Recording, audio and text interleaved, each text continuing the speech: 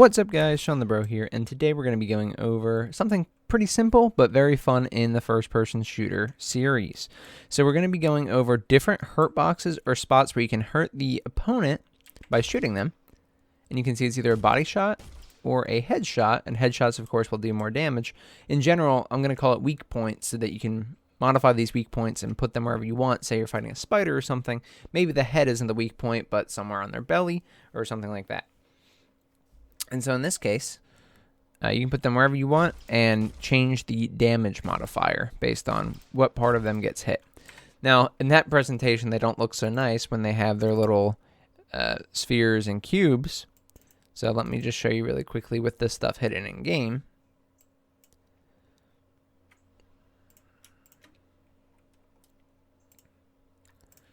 They look like they're regular enemies. However, our collision will still occur. So a headshot still does more damage, and a body shot does less damage. Now, these points are attached to the character. So as the character moves, such as when they get hit with a headshot and go into this animation where they kind of go backward, you can miss your next shot. So it is attached to the character. However, it is not directly attached to their mesh. So theoretically, like if I am to come over here, crouch down, and try and shoot between their legs here, I am going to hit them. That could be what you want. It's not really a big deal if you don't. There are plenty of ways to add more collision boxes. In fact, I've done it in just about every series so far. So we can definitely add more advanced hurt boxes in the future. But right now I'm just differentiating hurt boxes. And while our aiming is still not 100%, I'd rather just get some collision working. That way we know what we're doing. And then we'll get our aim to be more true along the way. Alright, so let's get started. Today's episode should be pretty simple. Again, I think it's very important that we cover this, but there's not honestly a lot that goes into it at present. You can do a lot more with headshots if you want, or like weak point shots if you want, and we can always make it more advanced as we go. But really, a lot of this is not going to be stuff that we actually need to have. And so right now we just want to we want to make sure our collision actually works with our bullets or our weapons and the enemy. And we want to make sure that it, does something like increase damage done. So a few things we're going to need to do today. We're not going to actually need any code today. Everything we have is already in place. So if you need to catch up on anything we've done in this series to this point, I'll leave the playlist right here in the top right corner. Catch up on how we made our default enemy or base enemy class and their health bars and things like that. Speaking of that, I'll leave the health bar episode right here if you'd like, because that is one that, you will need to actually see this today if you want to see their health going down. Okay, so for me, I'm going to go to my base ammo BP class. So we had this ammo, and I have these different types of ammo as well. I have assault rifle ammo, and I have submachine gun ammo. And currently I just use 2 random meshes that I have and put them in as bullets. They don't necessarily tied to the actual weapons that would be using them or anything. But I do have a submachine gun. I have the blaster. So that's basically what I'm using here. I have these 2 bullets and I can shoot them. Currently, my base ammo BP does not have a mesh actually assigned to it, which it shouldn't, because all children of base ammo BP will have a mesh. So this is just a wrapper class. What we need to do is make sure this can actually collide with our enemy. Before we were using event hit, and it was working when we had the big yellow projectile that comes in with the first-person shooter template. However, when we changed over to the new mesh, it didn't work as well. You could get it to work sometimes by firing at very specific points, and that's because of how Unreal handles collision. So event hit had to hit under very specific circumstances against another object that was registered as hit. And so in this case, we don't want that to be how it gets handled. We actually want to use overlap for a few reasons. So one, if you want bullet penetration, you can use overlap. You can shoot through opponents as opposed to destroying an actor. And you can hit the wall behind them, an object behind them, or a different enemy. And so with bullet penetration, we won't want just event hit because we don't want physics to take place. We actually want it to shoot and go through. Doesn't mean that we can't do physics operations on it, but the default Unreal physics would have it bounce off the player or knock the player back and different things like that. So what we're actually going to want to do is overlap, and on overlap, we can then, calculate how we want to handle it from there. It's not to say you couldn't do it with event hit, but just letting you know why I'm going that route. So, in our base ammo BP, what I do is I go to our static mesh, and I go down to collision. I set it to overlap all, and I generate overlap events. Before, it was on block all, so it was literally colliding with the other object, in this case our enemy, and either bouncing off or pushing them back, and that's why it was so finicky with if event hit was going to fire. With overlap, if we set the enemy to overlap, because in an overlap collision, both players need to collide and need to be overlapping and set to overlap to trigger. So I'm actually going to make this invisible because, we can always edit it while we're working on this or make it visible later for debugging reasons. But for now, it looks better just to fight with this zombie. So in the zombie as well, if you go to the capsule component, you can look at the collision and leave that alone. But what we're actually worried about is the mesh. Once you go to the mesh and look at the collision, it's on character mesh. That's perfectly fine. Character mesh will overlap with other objects, but it won't generate overlap events by default. I've decided to generate overlaps by default. It's not actually necessary that you do this. It just depends on where you want your collision boxes to be. So I thought of a few different methods. So the first method could be we collide with the mesh of the character. But that does cause a few problems when you want to have weak points and things because the head is not separated in any way. So to do this and to get a child component of one of your hurt boxes if they're attached to your mesh, it will have to collide with the mesh first and then go into the hurt box. So in my opinion, it's better to have just different collision boxes.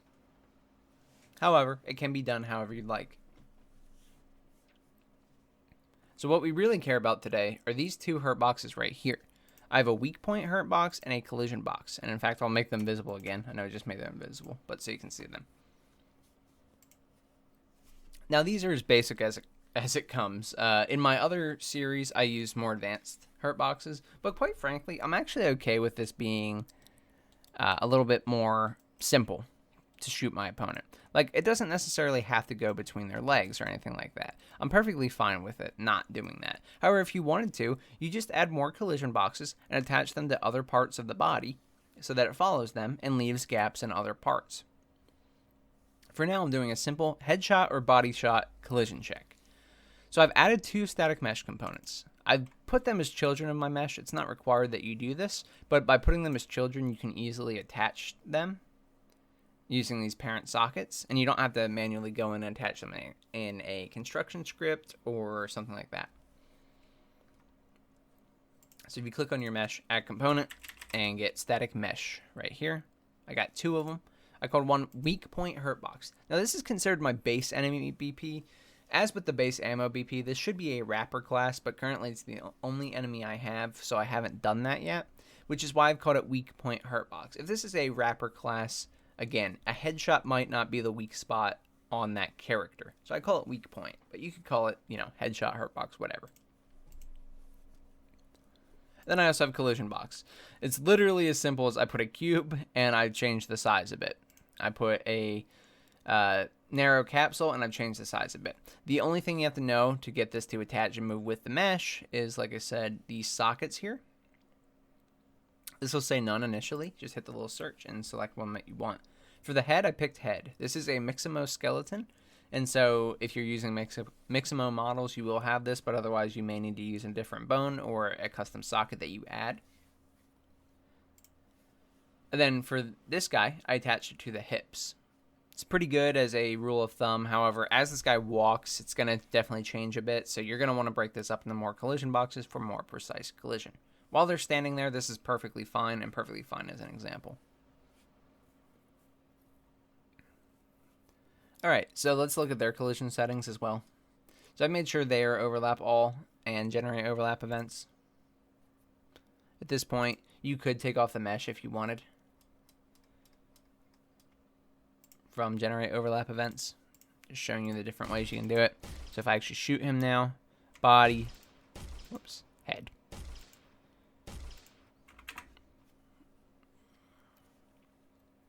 All right. A quick note about the ammo before we switch over completely to the enemy. The base ammo BP. So I changed it in here, the collision settings, which should automatically change my other ammo types as long as they are a child of that class. So if I go to my static mesh now, you can see that my settings are automatically overlap all and generate overlap events. There you go. So you shouldn't have to change them. If you manually force them to be different even while under the same child class, that's perfectly fine, but you will need to make sure that you adjust these afterward, that they can line up and actually collide with the other parts of the enemy.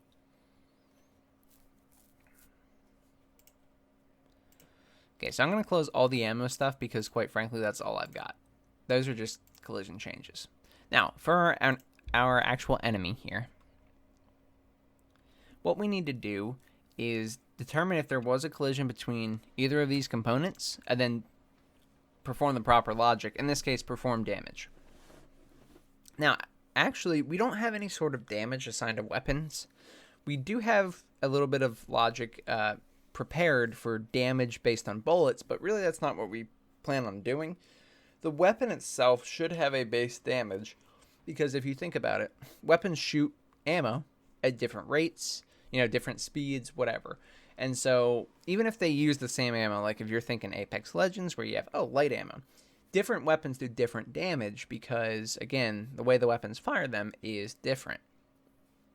And so let's assume that we have, two weapons and they do different damage. Well, we have no way to calculate that yet. We'll go over weapon details more in a future episode.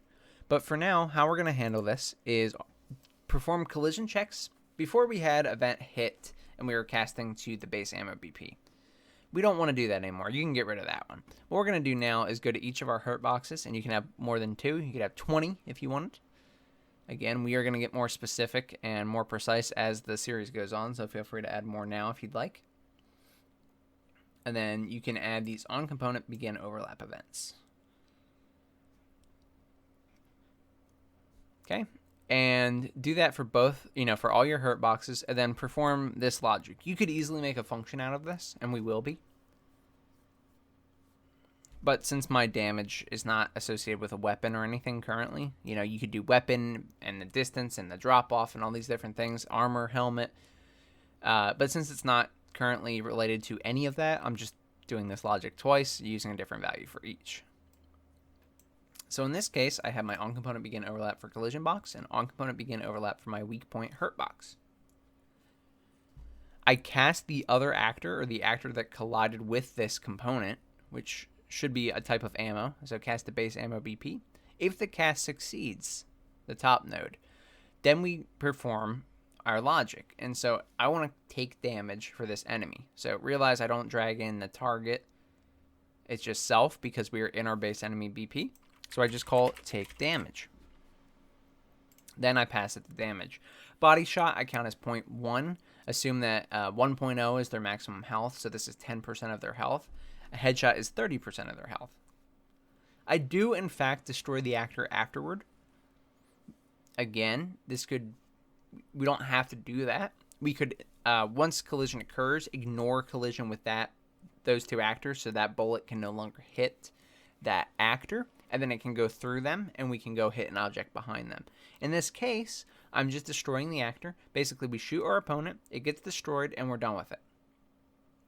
So if that's the effect you want, if you don't want collateral damage or bullets shooting through objects, then there's no reason not to do this. You can just destroy it as soon as it collides. We'll probably play an effect, maybe a blood splatter or something like that.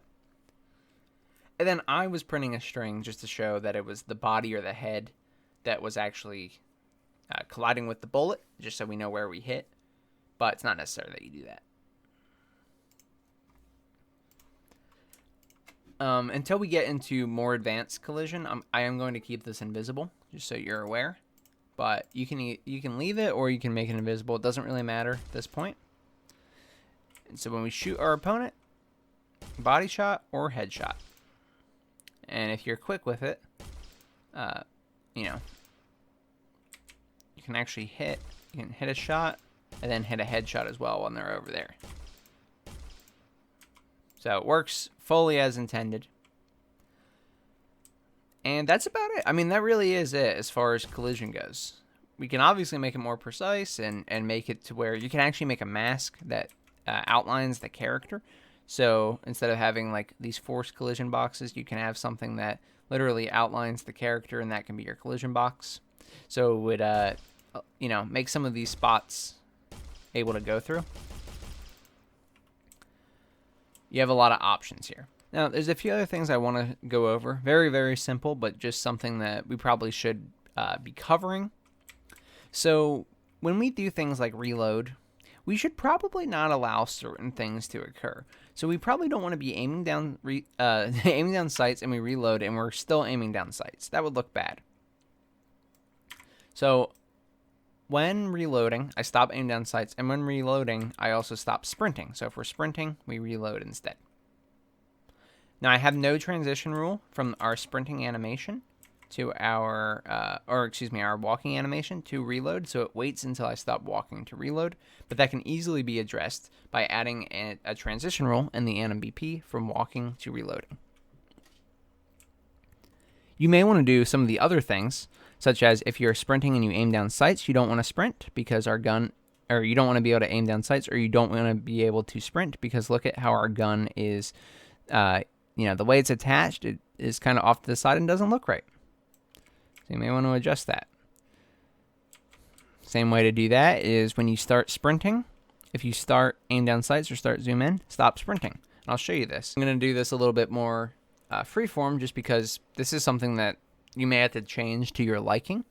So for example, when we zoom in, we call aim down sights. But really, what we may want to do is call, the way I do it directly below is if we're currently sprinting or aiming down sights, it is time to stop and begin reloading. This is in reload weapon. This is the only change I made in code where you saw that I stopped sprinting and aiming down sights when I would press the reload button.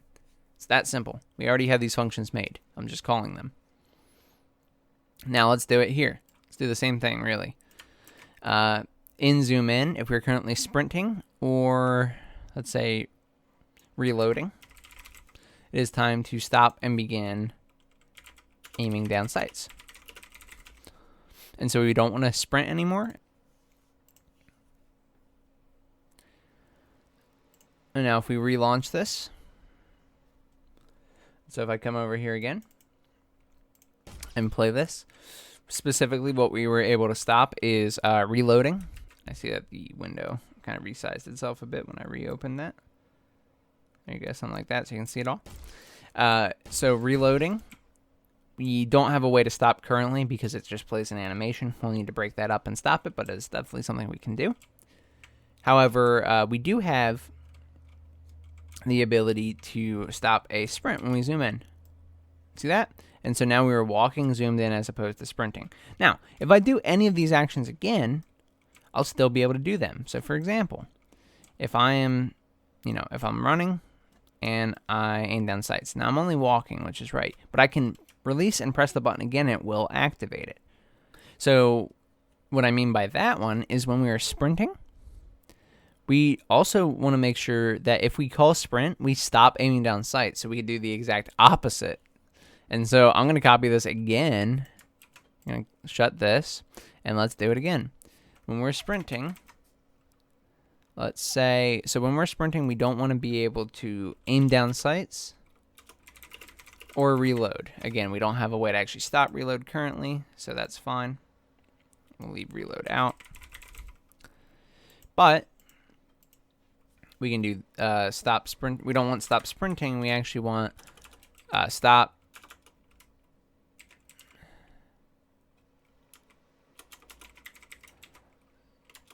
There it is. I don't know why I couldn't get it to pop up, but stop aim down sights.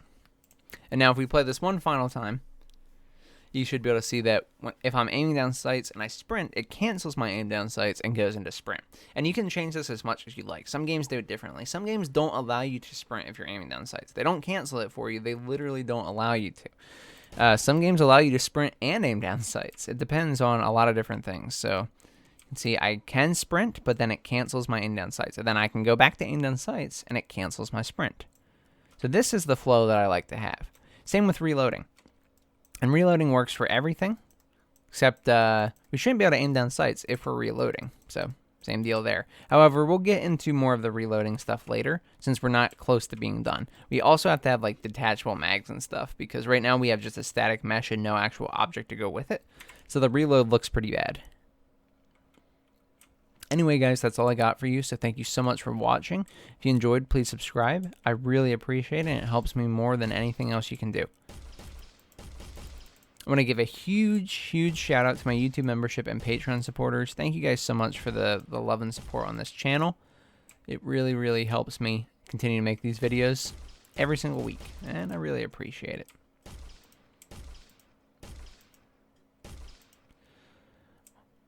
If you had any issues with this tutorial or any of my other tutorials, feel free to join the Discord community for free assistance. And that's all I got for you today, guys. So thank you so much for watching. I'm Shawnthebro, and I'll see you in the next one. Goodbye, guys.